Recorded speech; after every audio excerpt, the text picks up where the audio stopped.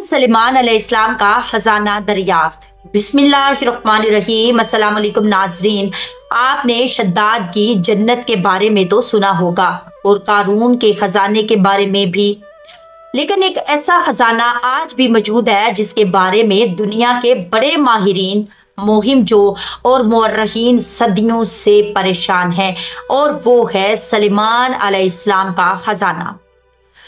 ये खजाना आखिर गया कहाँ? क्या जिन्नात ने इसे किसी खुफिया वादी में छुपा दिया था, या फिर हैकले सलेमानी के जेरे जमीन तय खानों में आज भी महफूज है? क्या वाकई ही यूरोप के नाइट्स टेम्पल ने इस खजाने का कुछ हिस्सा निकाल कर दुनिया के पहले बैंकिंग सिस्टम की बुनियाद रखी थी? नाजरीन, ये सवालात सिर्फ तारीख के नहीं बल्कि ईमान और अकीदे के भी हैं, क्योंकि कुछ लोग तो यहाँ तक कहते हैं कि ये खजाना आज भी दुनिया की बड़ी ताकतों और यहूदियों के हाथों में है, और यही इनकी माली ताकत का राज है। तो आइए आज की इस वीडियो में हम इन तमाम सवालात, तारीखी दलाइल और हैरत अंगेज किस्सों को देखेंगे, पता चल सके कि हजरत सलेमान अलैहिस्सलाम का खजाना आखिर गया कहाँ और इस पूरी कहानी से हमें क्या सबक मिलता है। नाजरीन, मुकद्दस किताब कुरान मजीद में यह बात दर्ज है कि अल्लाह ताला ने अपने नबी हजरत सलेमान अलैहिस्सलाम को वो बादशाहत अता की थी जो दुनिया के किसी और इंसान को नसीब ना हुई। हवा आपके हुक्म की गुलाम थी, परिंदे आपकी फौज में शामिल थे, जानवर आपके फर्मा बरदार थे, और जिन्नात आपके हुक्म पर जमीन के तय खानों से खजाने निकाला करते थे। सोने के अंबार, हीरे जवाहरात के पहाड़, कीमती दहातों के खजीने, ये सब कुछ सलेमान अलैहिस्सलाम के महलों को जगमगाता था। दौलत और शान शौकत की वो मिसाल जिसे देखकर इंसान की अक्ल दंग रह जाती है, और ये सब कुछ इसलिए हुआ कि हजरत सलेमान अलैहिस्सलाम ने एक मर्तबा बारगाहे इलाही में ये दुआ की कि ए मेरे परवरदिगार, मुझको बख्श दे और मेरे लिए ऐसी हुकूमत अता कर जो मेरे बाद किसी के लिए भी मुयस्सर ना हो। बेशक तू बहुत देने वाला है। लिहाजा अल्लाह ताला ने इनकी दुआ को कबूल फरमाया और एक ऐसी अजीबो गरीब हुकूमत अता फरमाई कि ना इनसे पहले किसी को नसीब हुई और ना इनके बाद किसी को मुयस्सर आएगी। नाजरीन, सारी कायनात के खजाने आप अलैहिस्सलाम के पास थे, बल्कि बाइबल में एक रवायत मिलती है कि बादशाह सलेमान अलैहिस्सलाम के पास जो एक साल में सोना आया, इसकी मिकदार तकरीबन 22,000 किलोग्राम थी। यानी हर साल खजाने में इतना सोना जमा होता था कि जितना आज के कई मुमालिक के पास भी नहीं है। और ये सिर्फ सोना ही नहीं था, हजरत सलेमान अलैहिस्सलाम के महल्लात और खजाने में खालिस सोने के बर्तन और प्याले इस्तेमाल होते थे। कीमती हीरे और जवाहरात से जड़े हुए तख्त मौजूद थे, कीमती चांदी के हाल और सतून तामीर किए गए थे, जवाहरात से सजे हथियार और ज़िरहें इनके लश्कर की शान बढ़ाते थे, और यहाँ तक कहा जाता है कि इनके अस्तबलों में हजारों घोड़े, ऊंट और नायाब जानवर भी रखे गए थे, जो सब जवाहरात और सुनहरी ज़ेबो ज़ीनत से आरास्ता होते थे। लेकिन सवाल ये है कि इतनी बड़ी दौलत आखिर कहाँ गई? क्या जिन्नात ने इसे किसी खुफिया वादी में छुपा दिया, या जमीन की तह में दफन कर दिया गया, या फिर अल्लाह ताला ने इस दौलत को उठा लिया? ये सब वो सवालात हैं जिन्होंने सदियों से मुहक्किकीन, मोहिमजो और खजाने के शिकारियों को हैरत में डाल रखा है। कोई कहता है कि ये खजाना आज भी यरूशलेम के नीचे दफन है, कोई इसे मुर्दा समंदर के करीब तलाश करता है, कोई गांव का दावा करता है कि ये खजाना जिन्नात की हिफाजत में किसी ऐसी जगह छुपा हुआ है जिसे इंसान कभी तलाश नहीं कर सकता। नाजरीन, कुछ रवायात में जिक्र मिलता है कि हजरत सलेमान अलैहिस्सलाम के इंतकाल के बाद इनका बेटा तख्त पर बैठा, लेकिन अफसोस बाप जैसी दानाई और हिकमत इसमें ना थी। سلطنت میں اختلافات پیدا ہوئے، شمالی قبائل نے بغاوت کر دی اور اپنی الگ حکومت بنا لی۔ یوں وہ عظیم سلطنت جو کبھی زمین پر سب سے مضبوط کہلاتی تھی، اندر سے ٹوٹ پھوٹ کا شکار ہونے لگی۔ اور تاریخ یہی کہتی ہے کہ جب کسی قوم کی بنیادیں کمزور ہوں تو بیرونی دشمن موقع سے فائدہ اٹھاتے ہیں۔ یہی کچھ ہوا مصر کے فرعون شیشک، جسے مصری ریکارڈ میں شوشی اول کے نام سے یاد کیا جاتا ہے۔ اس نے اچانک یروشلم پر حملہ کر دیا۔ روایات کے مطابق اس حملے میں نہ صرف شہر اجڑ گیا بلکہ ہیکل سلیمانی اور شاہی خزانے سے قیمتی سامان بھی لوٹ لیا گیا۔ سونے کے برتن، جواہرات، نادر اشیاء جو کبھی حضرت سلیمان علیہ السلام کی عظمت کی علامت تھے، سب اس کے ہاتھ لگ گئے۔ بائبل بھی اس واقعے کا ذکر کرتی ہے۔ مصری آزاد میں بھی اس مہم کی جھلک ملتی ہے۔ کہا جاتا ہے کہ جب مصر کے فرعون نے یروشلم پر لوٹ مار کی، اس وقت کے کچھ وفادار خزانچی اور محافظ خالی ہاتھ نہ بیٹھے۔ روایت ہے کہ وہ دولت کا ایک بڑا حصہ فوراً محفوظ کرنے لگے۔ بعض کہانیاں بتاتی ہیں کہ یہ خزانہ کسی خفیہ مقبرے یا تہہ خانے میں دفن کر دیا گیا تاکہ دشمن کے ہاتھ نہ لگے۔ مگر اس دفن کیے گئے خزانے کی سب سے پر اسرار بات یہ تھی کہ بعد میں وہ مقبرہ ہی گم ہو گیا، یا پھر اللہ کے حکم سے اس تک جانے والا راستہ ہمیشہ کے لیے بند کر دیا گیا۔ یعنی ہو سکتا ہے کہ وہ سونا، جواہرات اور قیمتی سامان آج بھی زمین کی تہہ میں کہیں چھپا ہوا ہو، مگر انسان کے لیے ناقابل رسائی ہے۔ ناظرین، کچھ روایات میں ایک اور حیران کن دعویٰ بھی سامنے آتا ہے۔ کہا جاتا ہے کہ صدیوں پہلے جب حضرت سلیمان علیہ السلام کی عظیم سلطنت بکھر گئی اور اس کے بے مثال خزانے پر اسرار طریقے سے غائب ہو گئے، تو ان خزانوں کا حصہ یہودیوں کے ہاتھ لگ گیا۔ بیان کیا جاتا ہے کہ سونے کے انبار، خالی چاندی اور نایاب جواہرات کی کچھ مقدار انہوں نے اپنے ساتھ لے لی، اور یہی وہ دولت تھی جس نے آنے والی صدیوں میں ان کی ایک ایسی مالی طاقت بخشی جس کی مثال تاریخ میں کم ہی ملتی ہے۔ بعض روایات تو یہاں تک کہتی ہیں کہ کسی خزانے نے یہودی قوم کو نہ صرف اپنے وقت میں بلکہ بعد کی نسلوں تک معاشی برتری عطا کی۔ کچھ مورخین اور مفسرین کا ماننا ہے کہ یہی دولت ان کے تجارتی راستوں، سودی کاروبار اور مالیاتی نظام کی بنیاد بنی، اور آج ہم دنیا پر یہودی اثر و رسوخ، بڑے بڑے بینکاری نظام اور عالمی مالیاتی اداروں اور سرمایہ دارانہ نیٹ ورکس میں ان کی گرفت دیکھتے ہیں۔ تو بعض لوگ اسے قدیم خزانے کا تسلسل قرار دیتے ہیں، لیکن بعض پھر وہی سوال ہے کہ کیا یہ صرف ایک روایت ہے؟ کیا یہ صدیوں پرانی کہانی ہے کہ کیا واقعہ ہی حضرت سلیمان علیہ السلام کے خزانے کا ایک حصہ یہودیوں کے پاس موجود ہے، جس نے انہیں آنے والے وقت میں بے مثال دولت دی؟ ماہرین تاریخ کا کہنا ہے کہ کسی بھی قوم کی معاشی طاقت صرف ایک خزانے سے نہیں بنتی، بلکہ صدیوں کی محنت، حالات اور تجارتی حکمت عملیوں کا نتیجہ ہوتی ہے۔ اس لیے یہ دعویٰ زیادہ تر افسانوی اور قیاس آرائیوں پر مبنی ہے۔ اور ناظرین، یہی سے ایک اور حیران کن زاویہ سامنے آتا ہے کہ یہودیوں کے پاس دولت پہنچنے کی روایات اپنی جگہ، لیکن کچھ واقعات ایسے بھی ہیں جو اس بات کی طرف اشارہ کرتے ہیں کہ حضرت سلیمان علیہ السلام کے خزانوں کا ایک حصہ دراصل ہیکل سلیمانی کے زیر زمین تہہ خانوں میں چھپا دیا گیا تھا۔ ہیکل سلیمانی کی تعمیر سب سے پہلے حضرت داؤد علیہ السلام نے شروع کی، مگر ان کی وفات کے بعد یہ عظیم کام حضرت سلیمان علیہ السلام نے مکمل کیا۔ مختلف ملکوں سے ماہر معمار اور کاریگر بلائے گئے۔ یہ معمار صرف ہیکل کی تعمیر پر نہیں بلکہ خفیہ تہہ خانوں اور زیر زمین قبروں پر بھی کام کرتے رہے، جہاں قیمتی خزانے محفوظ کیے گئے۔ ہیکل کی تعمیر کے بعد وہ واپس لوٹ گئے، لیکن ان رازوں کو اپنی نسل تک منتقل کرتے رہے۔ صدیوں بعد جب یورپ سے کچھ مہم جو یروشلم پہنچے تو اپنے آباء و اجداد سے ملی نشانیوں اور روایات کی مدد سے وہ انہی خفیہ کمروں تک پہنچنے میں کامیاب ہو گئے۔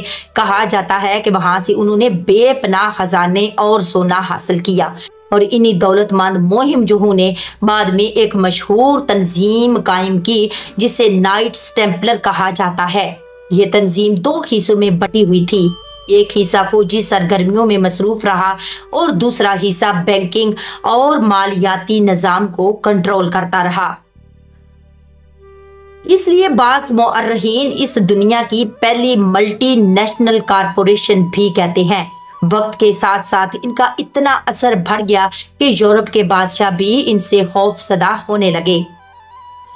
کلیسا کو بھی یہ بات ناگوار گزری کہ یہ لوگ بینکاری میں اتنے طاقتور ہو گئے، چنانچہ سازشوں اور دباؤ کے نتیجے میں 1312 عیسوی کے بعد یہ تنظیم باضابطہ طور پر ختم کر دی گئی۔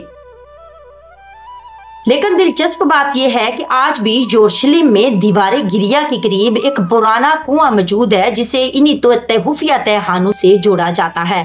اسے اب شیشے کی موٹی چادر سے ڈھانپ دیا گیا ہے تاکہ کوئی اندر نہ جا سکے۔ لیکن ناظرین، یہاں ایک اہم نقطہ ذہن میں رکھنا ضروری ہے کہ کیا ہیڈلی سلیمان اور نائٹس ٹیمپلر کی کہانیوں میں جتنا بھی سونا، خزانہ اور خفیہ سرنگوں کا ذکر ملتا ہے، تاریخ کے معتبر ماہر اس بات کو قطعی طور پر ثابت نہیں کرتے۔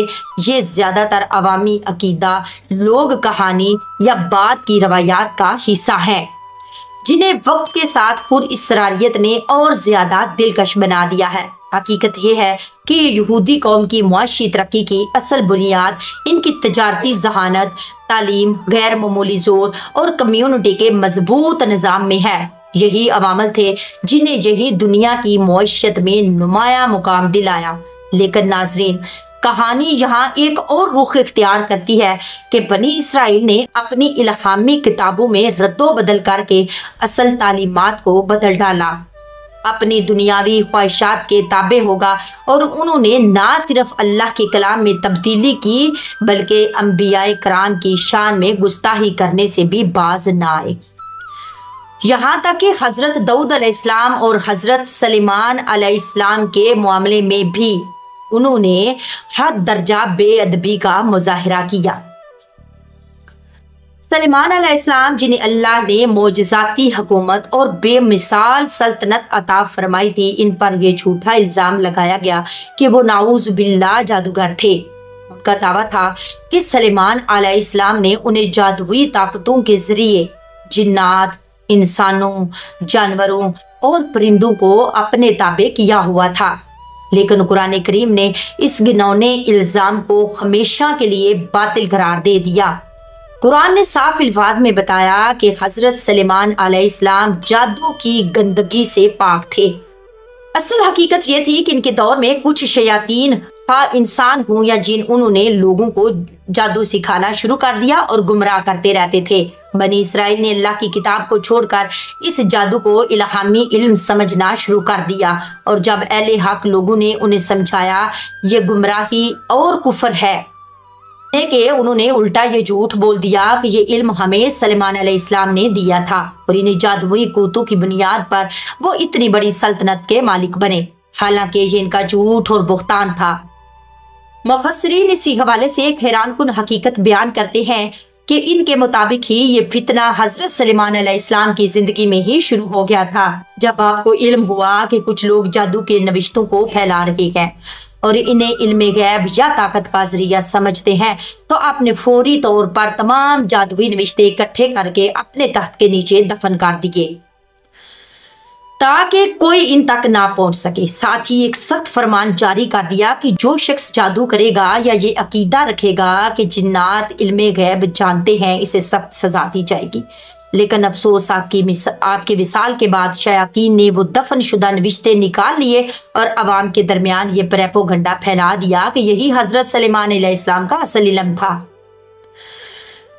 انہوں نے کہا کہ انہی جادوئی طاقت کی بدولت سلیمان علیہ السلام جنات، پرندوں اور انسانوں پر حکومت کرتے تھے۔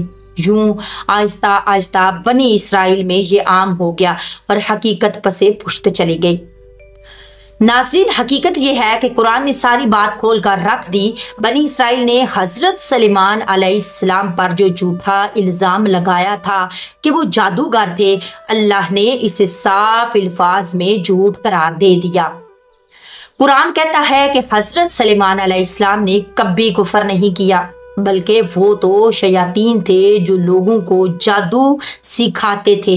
بہت سی تحقیقات اور مفسرین کی وضاحت یہ حقیقت سامنے آتی ہے کہ جب بنی اسرائیل جادو کے پیچھے لگ گئے اور انہیں کوئی نبی سمجھانے والا باقی نہ رہا تو اللہ تعالیٰ نے ان کی آزمائش کے لیے 2 فرشتے بھیجے، ہاروت اور ماروت۔ یہ فرشتے لوگوں کو تورات کے اصل علم سے اور پاکیزہ علم سکھاتے تھے جو جادو کے مقابلے میں بالکل واضح اور روشن تھا۔ اس سے ہر شخص پہچان سکتا تھا کہ اللہ کی طرف سے ہے اور وہ شیطانی دھوکہ ہے، لیکن افسوس بنی اسرائیل نے اس موقع پر بھی سیدھی راہ اختیار نہ کی۔ اب حق اور باطل میں فرق کرنے کی بجائے انہوں نے اس پاک علم کو بھی اپنی بری خواہشات اور شیطانی ارادوں کے لیے استعمال کرنا شروع کر دیا، جہاں تک کہ میاں بیوی کے درمیان ناجائز جدائی ڈال دی۔ ایک بار پھر گمراہی میں جا گرے اور اس سے بڑھ کر بھی ظلم یہ کیا کہ حضرت سلیمان علیہ السلام پر جادو کا الزام لگا دیا، حالانکہ وہ اللہ کے برگزیدہ نبی تھے جن کا جادو اور شیطانی کاموں سے کوئی تعلق نہ تھا۔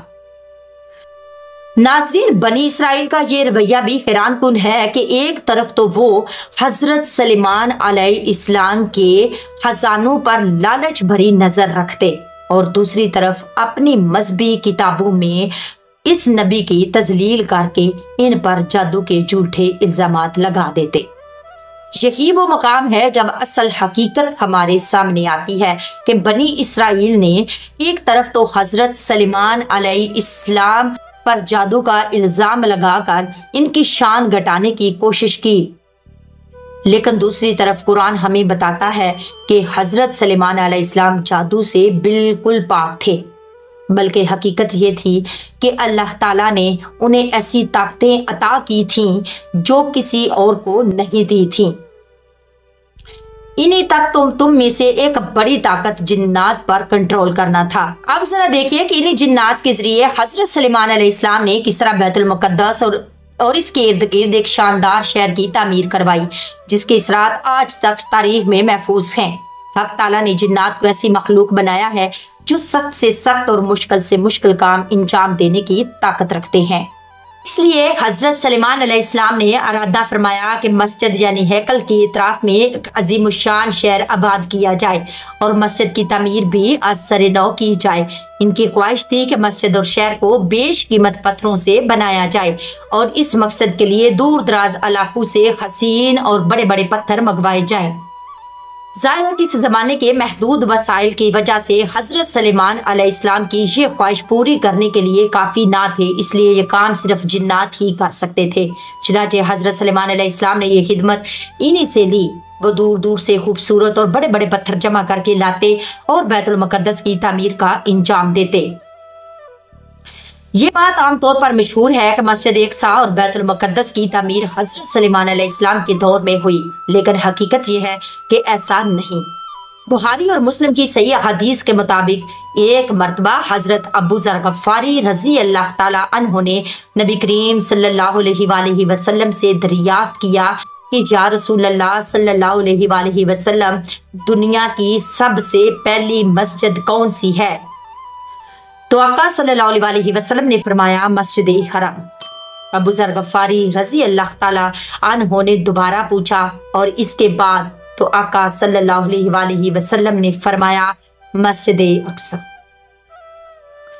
ابو ذر غفاری رضی اللہ تعالیٰ عنہ نے تیسری بار سوال کیا، ان دونوں کے درمیان کتنا فاصلہ ہے؟ تو نبی کریم صلی اللہ علیہ وآلہ وسلم نے فرمایا 40 سال۔ حالانکہ حضرت ابراہیم علیہ السلام بانی مسجد حرم اور حضرت سلیمان علیہ السلام کے درمیان 1000 سال سے بھی زیادہ کا فاصلہ۔ اس لیے حدیث کا مطلب یہ ہے کہ جس طرح حضرت ابراہیم علیہ السلام نے مسجد حرام کی بنیاد رکھی اور وہ مکہ کی آبادی کا باعث بنی، اسی طرح حضرت یعقوب علیہ السلام نے مسجد بیت المقدس کی بنیاد ڈالی اور اس سے بیت المقدس کی آبادی وجود میں آئی۔ پھر عرصہ دراز کے بعد حضرت سلیمان علیہ السلام نے مسجد اور شہر کی تعمیر کو دوبارہ شاندار انداز میں مکمل کیا۔ جنات کی تسخیر کی بدولت یہ تعمیر ایسی مثال ہے کہ آج بھی لوگ حیران ہیں کہ یہ دیو ہیکل پتھر کہاں سے آئے، کس نے انہیں تراشا اور کس میں اتنی طاقت ہے کہ انہیں اتنی بلندیوں پر لا کر فٹ کیا۔ یہ سب حضرت سلیمان علیہ السلام کے معجزات میں سے ایک نشانی تھی۔ قوم جن جس نے حضرت سلیمان علیہ السلام کے لیے صرف بیت المقدس ہی نہیں بلکہ اور بھی عمارتیں اور ایسی اشیاء تیار کی جو زمانے کے لحاظ سے عجیب و غریب سمجھی جاتی تھیں۔ قرآن مجید میں اس کا ذکر یوں ہے کہ کچھ جنات سمندر میں غوطے لگاتے اور بیش قیمت اشیاء نکال لاتے۔ وہ محلات کے لیے بڑے بڑے لگن دیگیں تصاویر تیار کرتے اور جنات کا ایک لشکر ہر وقت حضرت سلیمان علیہ السلام کی خدمت میں مصروف رہتا۔ سرکش جنات کو زنجیروں میں جکڑ کر رکھا گیا تھا تاکہ وہ کسی حکم کی خلاف ورزی نہ کرے۔ اللہ تعالیٰ نے حضرت سلیمان علیہ السلام کو اتنی نعمتیں عطا فرمائیں کہ قرآن میں یہاں تک ارشاد ہے کہ یہ ہماری بخشش ہے، چاہو تو عطا کرو، چاہو تو روک لو، تم سے کوئی باز پرس نہیں ہوگی۔ اس کے باوجود حضرت سلیمان علیہ السلام اپنی دولت اور حکومت کو اللہ کی عبادت سمجھتے اسے اپنی ذات پر خرچ نہ کرتے تھے۔ روایت ہے کہ وہ خود اپنی روزی کے لیے ٹوکریاں بنا کر کماتے تھے۔ اب بلکہ جنات نے حضرت سلیمان علیہ السلام کے لیے تخت اس انداز سے بنایا تھا کہ اس تخت کے نیچے 2 خونخوار شیر کھڑے تھے اور اوپر بڑے بڑے پرندے، یعنی جب حضرت سلیمان علیہ السلام تخت پر جلوہ افروز ہوتے تو شیر حرکت کرتے اور پرندے سایہ کرتے۔ اسی طرح جنات نے پتھروں سے بھاری دیگیں اور بڑے بڑے حوض تیار کیے جو اپنی جسامت کی وجہ سے ایک جگہ جمے رہتے۔ شہر بیت المقدس اور ہیکل یعنی مسجد اقصیٰ کی تعمیر اور دیگر اشیاء کی تیاری میں 7 سال لگے۔ تورات میں بھی ان تعمیری خدمات کا تفصیل کے ساتھ ذکر موجود ہے۔ حضرت سلیمان علیہ السلام نے اللہ کا گھر اور اپنی سلطنت کی مختلف عمارتیں تعمیر کی، فوجی چھونیاں اور خزانے کے شہر بنائے۔ وہاں پتھر کے عظیم حوض، بھاری دیگیں اور بیش قیمتی پتھروں سے بنی تصاویر وغیرہ کا بھی ذکر ملتا ہے۔ ناظرین، حضرت سلیمان علیہ السلام بڑی بڑی شاندار عمارتیں اور پرشان قلعے بنانے کے بہت شوقین تھے۔ ان کی خواہش یہ تھی کہ یہ عمارت مضبوط بھی ہو اور ہمیشہ قائم رہے۔ اس مقصد کے لیے ضروری تھا کہ عام گارے اور چونے کی بجائے ایسی چیزیں استعمال کی جائیں جو بہت زیادہ مضبوط ہوں۔ اس وقت کے حساب سے سب سے موزوں چیز پگھلی ہوئی دھات تھی جو گارے کی طرح جوڑنے اور مضبوط بنانے کے کام آتی تھی۔ لیکن سوال یہ تھا کہ اتنی زیادہ مقدار میں پگھلا ہوا تانبا کہاں سے آئے گا؟ اس دور میں نہ کوئی فیکٹریاں تھیں، نہ کوئی دھات کو پگھلانے کے لیے آلات۔ یہی وہ مشکل تھی جس کا حل حضرت سلیمان علیہ السلام چاہتے تھے۔ تو اللہ تعالیٰ نے ان کی یہ مشکل یوں آسان کر دی کہ ان کو پگھلے ہوئے تانبے کے چشمے عطا کر دیے۔ کچھ مفسرین کہتے ہیں کہ اللہ تعالیٰ وقت اور ضرورت کے مطابق تانبا پگھلا کر حضرت سلیمان علیہ السلام کو مہیا کر دیتا تھا اور یہ ان کے لیے ایک معجزہ اور اللہ کی قدرت کی نشانی تھی۔ اس سے پہلے دنیا میں کسی نے دھات کو پگھلانے کا کام نہیں کیا تھا۔ کچھ علماء کرام یہ بھی کہتے ہیں کہ اللہ تعالیٰ نے حضرت سلیمان علیہ السلام کو زمین کے وہ علاقے دکھا دیے جہاں قدرتی طور پر آگ کی تپش کی وجہ سے تانبا پانی کی طرح بہہ رہا تھا، اور ایک چشموں کے بارے میں انسان اس سے پہلے کچھ نہیں جانتا تھا۔ اس رائے کے مطابق یہ غیر معمولی کام تھا کہ اللہ نے زمین کے چھپے ہوئے خزانے ان پر ظاہر کر دیے۔ ابن کثیر نے قتادہ رحمت اللہ تعالیٰ علیہ سے روایت نقل کی ہے کہ یہ پگھلے ہوئے تانبے کے چشمے یمن کے علاقے میں تھے اور اللہ تعالیٰ نے انہیں حضرت سلیمان علیہ السلام کے لیے ظاہر کیا تھا۔ قرآن مجید میں اس بارے میں زیادہ تفصیل نہیں۔ ابن کثیر نے ایک قتادہ رحمت اللہ تعالیٰ علیہ سے روایت نقل کی ہے کہ یہ پگھلے ہوئے تانبے کے چشمے یمن کے علاقے میں تھے اور اللہ تعالیٰ نے حضرت سلیمان علیہ السلام کے لیے ظاہر کیا تھا۔ قرآن مجید نے اس بارے میں زیادہ تفصیل بیان نہیں کی، صرف اتنا بتایا ہے کہ اللہ تعالیٰ نے حضرت سلیمان علیہ السلام کو یہ خاص انعام عطا کیا۔ ناظرین، ہم نے پوری ویڈیو میں دلائل اور روایات کے ساتھ یہ دیکھا کہ کون کہاں جا رہا ہے۔ ذرا سلیمان علیہ السلام کے خزانے کو جنات نے چھپا دیا۔ کہیں کہا گیا ہے کہ وہ ہیکل سلیمانی میں تھا، کہیں کہا جاتا ہے کہ وہ کس وادی میں دفن ہو گیا اور کہیں یہ دعویٰ کیا گیا ہے کہ وہ کسی اور کے ہاتھ لگ گیا۔ لیکن اصل حقیقت کیا ہے؟ تو ناظرین، اصل حقیقت یہ ہے کہ اللہ تعالیٰ نے دنیا کی سب سے بڑے خزانوں کو، چاہے وہ شداد کی جنت ہو جس میں کسی چیز کی کمی نہ تھی، چاہے وہ قارون کا خزانہ ہو جسے اٹھانے کے لیے کئی مرد درکار تھے، یا چاہے وہ حضرت سلیمان علیہ السلام کی بے مثال دولت ہو، سب کو زمین میں چھپا دیا، کیونکہ اس لیے کہ یہ خزانے انسانوں کے لیے آزمائش اور فتنہ بن سکتے تھے۔ اللہ کے نبی صلی اللہ علیہ وآلہ وسلم نے فرمایا کہ قرب قیامت دریائے فرات سے سونے کا ایک پہاڑ نکلے گا، لیکن تم میں سے کوئی اس سے کچھ نہ لے۔ تو اس میں سے کچھ لے گا وہ فتنوں اور ہلاکتوں میں گر جائے گا۔ یہی پیغام ہمیں ان خزانوں کی کہانیوں سے ملتا ہے۔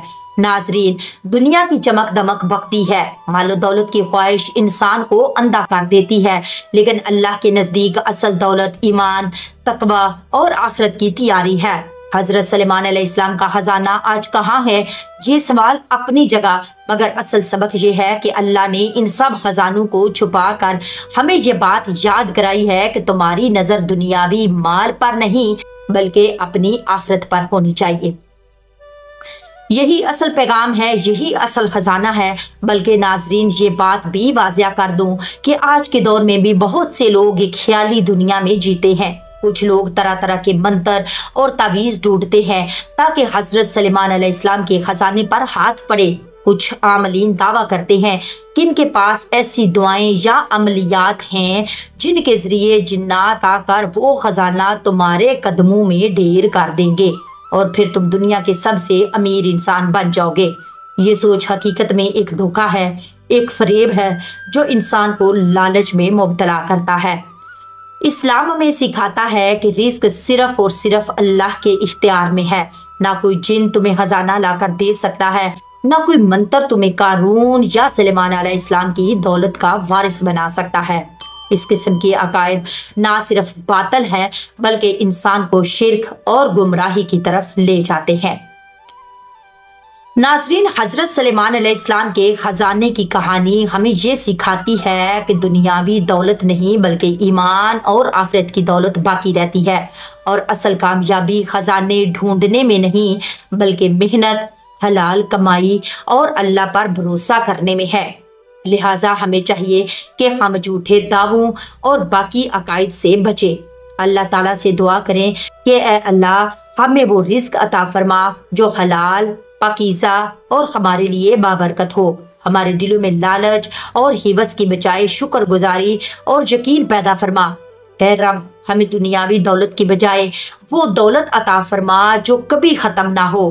ایمان، علم اور آخرت کی کامیابی ہمارے اعمال کو قبول فرما اور ہمیں سیدھی راہ دکھا تاکہ ہم ہر حال میں تیرے ذکر اور تیری فرما برداری پہ قائم رہیں۔ اے اللہ، ہمیں صحیح اور برحق راستہ اختیار کرنے کی توفیق عطا فرما اور ہر باطل دعوے، فریب اور دھوکے سے محفوظ رکھ۔ آمین یا رب العالمین۔ नाजरीन, उम्मीद करती हूँ कि आपको मेरी ये वीडियो जरूर पसंद आई होगी। मेरे चैनल को जरूर सब्सक्राइब करिएगा। इंशाल्लाह मिलते हैं एक नए टॉपिक के साथ नेक्स्ट वीडियो में। तब तक के लिए अल्लाह हाफिज, फी अमानिल्लाह।